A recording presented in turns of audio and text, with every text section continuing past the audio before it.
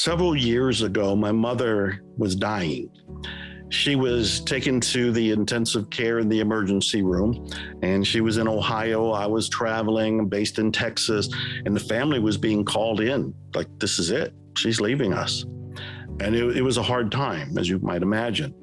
And so I went to the hospital, and she was in a special unit of the intensive care, and there were three other people there. And the three other people died while I was there. This is how intense it was. You can feel the drama and the thickness of the fear, the concern. And I sat beside my mother, who's in the hospital bed.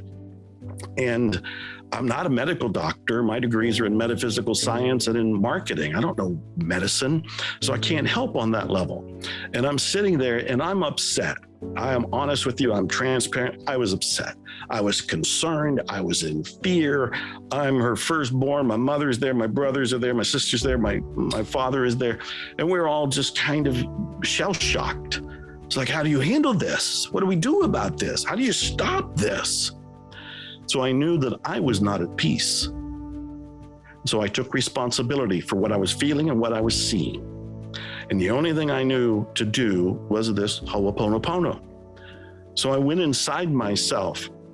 And as I'm inside myself, I'm just saying, I'm sorry, please forgive me, thank you, I love you. Basically saying, I'm sorry for whatever beliefs that I might have had or created. Please forgive me for whatever role I or my ancestors created to make this situation.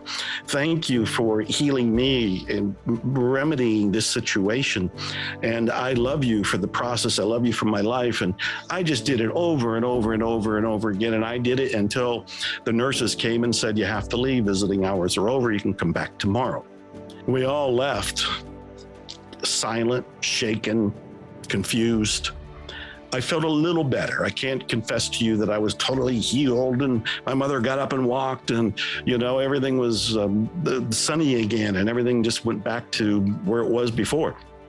No, I left shaken, feeling a little better, a little lighter, a little more trusting, a little bit more in faith. And then a miracle happened. The next morning when we went back, my mother was sitting on the side of the bed, alert, ready to go home.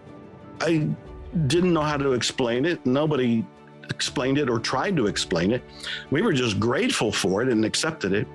And she went home. We took her home. She lived for another, I think, 4 years after that. Did the Ho'oponopono I practiced directly influence her, or just my perception and influence my perception enough to change the reality that I was participating in? I don't know. But I am forever grateful for having Ho'oponopono because that was the tool that I went to help me